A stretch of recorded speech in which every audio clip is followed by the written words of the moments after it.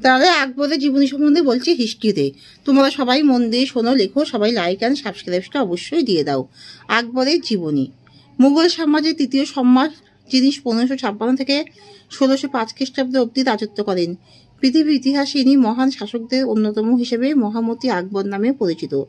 পিতা সম্রাট হুমায়ুনের মৃত্যুর পর 1556 সালে মাত্র 13 বছর বয়সে আকবর ভারতের শাসনভার গ্রহণ করেছিলেন। তাহলে মাত্র 13 বছর বয়সে আকবর ভারতের শাসনভার গ্রহণ করেছিলেন। ভারতের শাসনভার গ্রহণ করেছিলেন। বৈরাম খানের তত্ত্বাবধানে তিনি সমগ্র দক্ষিণ এশিয়ায় সাম্রাজ্য বিস্তার করতে থাকেন। 1560 সালে বৈরাম খাঁকে সরিয়ে আকবর নিজে সকল ক্ষমতা দখল করেন। কিন্তু আকবর ভারত ও আফগানিস্তানে তার সাম্রাজ্য বিস্তার চালিয়ে যান। 1605 সালে তার মৃত্যুর আগে পর্যন্ত প্রায় সমস্ত উত্তর ভারত তার সাম্রাজ্যের অধীনে চলে আসে। আকবরের মৃত্যুর পর তার পুত্র সম্রাট জাহাঙ্গীর ভারতবর্ষের শাসনভার গ্রহণ করেন ও সাম্রাজ্য বিস্তারে মনোনিবেশ করেন।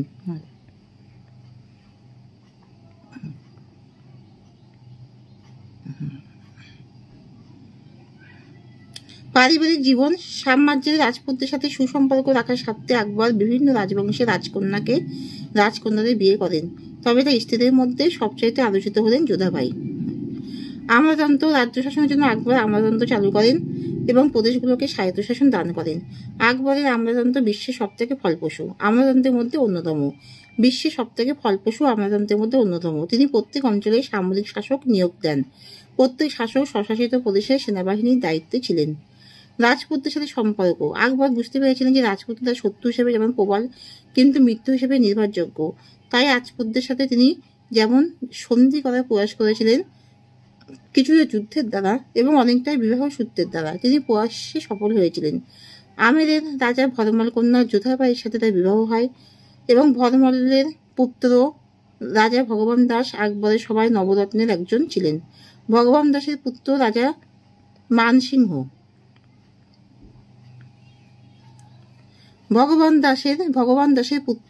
মানসিংহ আকবরের বিশাল সেনাবাহিনীর প্রধান সেনাপতি ছিলেন। রাজা তোরলমল ছিলেন আকবরের একজন অর্থমন্ত্রী। আরেকজন রাজপুত বীরবল ছিলেন আকবরের সবচেয়ে কাছের বন্ধু ও প্রিয়পাত্র। বেশিরভাগ রাজপুতদের রাজ্য যখন আকবরের অধীনে চলে আসছে তখন মেওয়ারের রাজপুত রাজা মহারানা উদয় সিংহ মুঘলদের বিরুদ্ধে রুখে দাঁড়িয়েছিলেন। চিত্তদের পতনের পর তিনি উদয়পুর পালিয়ে গিয়েছিলেন এবং সেখান থেকে রাজপুতদের একত্রিত করতে চেষ্টা করেন। তার পুত্র মহারানা প্রতাপ সিংহ সারা জীবন মুঘলদের বিরুদ্ধে লড়াই চালিয়ে গিয়েছিলেন। প্রতাপ আকবরের আনুগত্য মেনে না নিলেও চিত্তর দুর্গে আকবর আক্রমণ করার পর তারা পালিয়ে যায় এবং উদয়পুরে রাজ্য স্থাপন করে এবং রাজপুতদের কখনো একত্রিত করতে পারেনি। এছাড়া প্রতাপ সিং চিত্তদুর্গ পুনরুদ্ধার করতে পারেনি। মেবারের রাজপুতরাই একমাত্র রাজপুত জাত যারা রাজ্য হারিয়ে নিঃস্ব হয়েছে তবু আকবরের প্রতি আনুগত্য মেনে নেয়নি। আকবর প্রতাপের বোন কত্তমকে বিয়ে করতে চেয়েছেন কিন্তু পারেননি।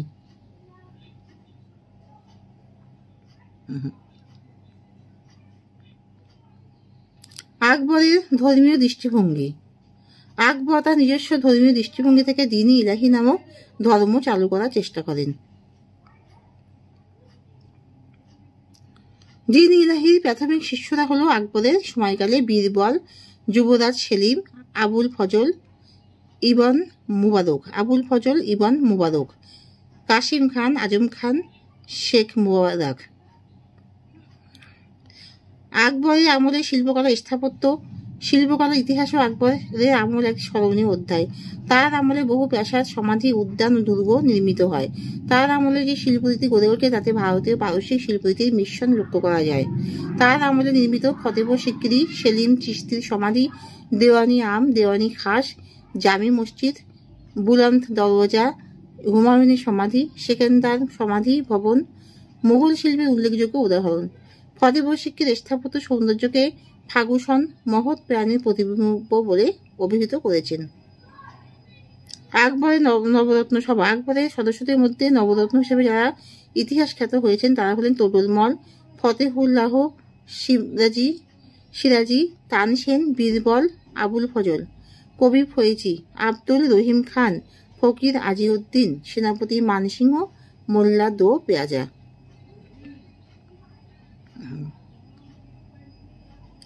চিত্তসারাতেও আকবরের সময় সমাধিসৌধ, সিকান্দারা, আগ্রা প্রমুখ খুবই উল্লেখযোগ্য ছিল।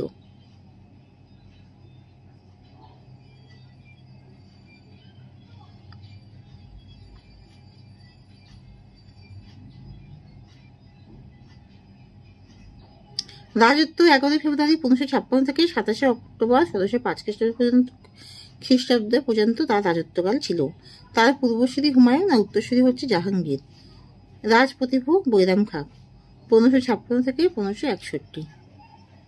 জন্ম হচ্ছে জালালউদ্দিন মোহাম্মদ আকবর। জালালউদ্দিন মোহাম্মদ আকবর 15 অক্টোবর 1542 খ্রিস্টাব্দে জন্ম, আর মৃত্যু হচ্ছে 27 অক্টোবর 1605 খ্রিস্টাব্দে। বয়স তখন ছিল 63 বছর। ফতেহপুর সিক্রি আগ্রাতে তার মৃত্যু হয়েছে, আর সমাধি হচ্ছে সিকান্দারা, আগ্রা। পত্নীগণ মোট 16 জন, বিবাহিত স্ত্রী।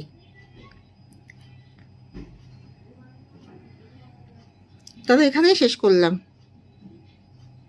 তোমরা সবাই সাবস্ক্রাইবটা দিয়ে দিও।